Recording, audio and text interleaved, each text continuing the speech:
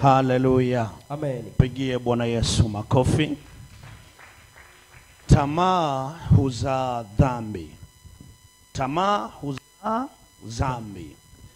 Tamaa kwa maneno mengine kibibilia inatafsiriwa kama tamaa yenye hisia kali. Tamaa imegawanyika katika makundi mawili. Kuna tamaa nzuri, alafu kuna tamaa mbaya. Hii tamaa nzuri inajulikana kama shauku. Amen. Tunamuona Daudi akiwa anaonyesha shauku yake, anaonyesha tamaa yake kwamba ni kumjua Mungu zaidi, ni kumsogelea Mungu zaidi. Amen. Sema amina. Amina. Ukiwa na shauku au tamaa ya kumsogelea Mungu zaidi, ndipo mambo mazuri na yenye kumpendeza Mungu yatakapotokea mbele yako. Amen. Lakini kama ukiwa hauna shauku ya kumsogelea Mungu, manake utakuwa na tamaa ya kumsogelea shetani. Amen. Hapo ndipo inapozaliwa tamaa ambayo ni mbaya zaidi. Amen. Hii kisha zaliwa inazaa dhambi, na mwisho wa dhambi ni mauti. Amen. Sema amina mpaka wachawi wapigwe. Amina. Tunamuona Yakobo anasema, lakini kila mmoja hujaribiwa Amen. na tamaa yake mwenyewe, huku akivutwa na kudanganywa. Alafu ile tamaa ikishachukua mimba huzaa dhambi, na ile dhambi ikisha kukomaa huzaa mauti. Hii sasa kila mtu anajaribiwa. Amen. Au anapita kwenye mateso na shida kutokana na tamaa aliyonayo. Amen. Kama wewe una tamaa mbaya, ujue hiyo tamaa ndio itakayoleta majaribu kwenye maisha yako. Amen. Na hii tamaa inachukua mimba. Sema amina. Amen. Hii tamaa ina uwezo wa kuchukua Mimba. mimba. Kama ina uwezo wa kuchukua mimba, Ndiyo. manake ina uhai. Amen. Inaweza kutoka eneo moja kwenda eneo lingine. Amen. Inaweza kusema. Ndiyo. Inaweza kunena. Amen. Ikisha chukua mimba, Amen. inazaa dhambi. Amen. Na ile dhambi inaleta nini? Mauti. Amen. Watu wengi sana leo wamejaribiwa kwa tamaa zao. Amen. Kwa kutamani vitu ambavyo viko nje ya uwezo wao. Amen. Na mimi nimekuletea neno hili. Amen. Kwa sababu ya agizo la Mungu. Amen. Katika amri ya 10. Amen. Anasema usitamani mali ya jirani yako. Amen. Usitamani mali ya mtu mwingine. Amen. Leo hii kumekuwepo na uharibifu mkubwa. Ndiyo. Na watu kumwacha Mungu. Amen. Kwa sababu ya kutamani vitu ambavyo hawawezi kuvifikia. Amina. Kutamani vitu ambavyo haviwezi kutokea ndani yao kabisa. Ukiwa na tamaa ambayo hauna uwezo nayo,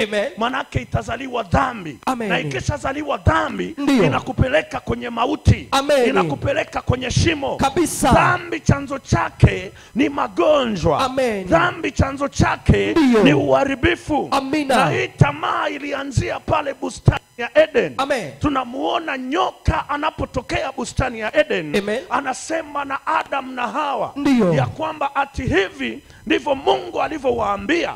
Ya kwamba matunda ya bustanini mwa Eden musiale. Ndipo wakamjibu ya kwamba matunda yote tunaweza tukayala. Lakini tunda la mti wa katikati tumeambiwa tusiliguse. Tusile. Tutakapokula tutakufa hakika. Amina. Ndipo shetani ambaye ni joka akawaambia ya kwamba Mungu ni muongo. Amina. Amejua mkila tunda la bustani ya Eden, tunda la mti wa katikati, mtakuwa kama Mungu. Amina. Hapa ndipo tamaa ya kuwa kama Mungu ilipoingia. Amina. Sema amina yenye nguvu kabisa. Amina. Shika neno mtakuwa kama Mungu. Amen. Asilimia kubwa ya watu wanatamani kuwa kama fulani. Amen. Nataka kuwa kama fulani. Kama familia ya mtu fulani. Amen. Kama vile mtu fulani alivyo na gari, na mimi nataka kuwa kama yeye. Amen. Kama mtu fulani alivyo na mume fulani, na mimi nataka kuwa kama yeye. Amen. Kama mtu fulani alivyo na kiwanda, alivyo na kampuni, alivyo na duka, na mimi nataka kuwa kama yeye. Kwa hiyo tamaa ya kuwa kama ilianzia bustani ya Eden. Amen. Adamu anaambiwa mtakuwa kama Mungu. Amen. Sema haleluya. Haleluya. Sasa nini kilitokea? Kilichotokea, wakawa na tamaa ya kuwa kama Mungu. Amen. Na wao wanataka wawe na ufalme kama wa Mungu.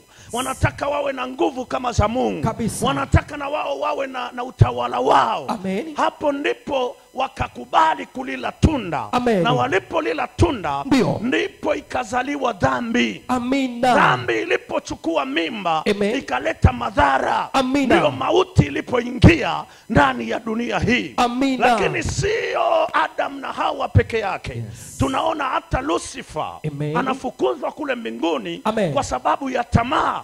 Na yeye alitaka ufalme wa Mungu. Amen, na yeye awe juu yake. Amina. Ile tamaa ndio ilimfanya akafukuzwa.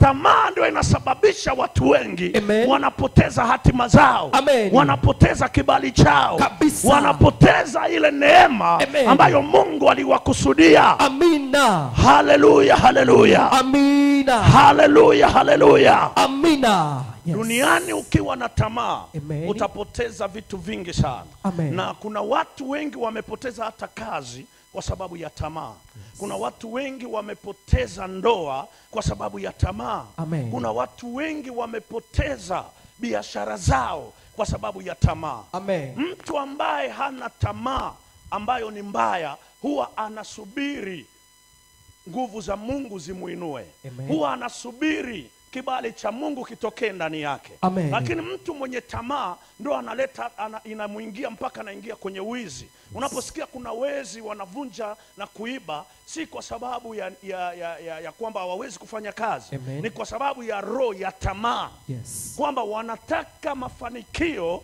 ya haraka haraka.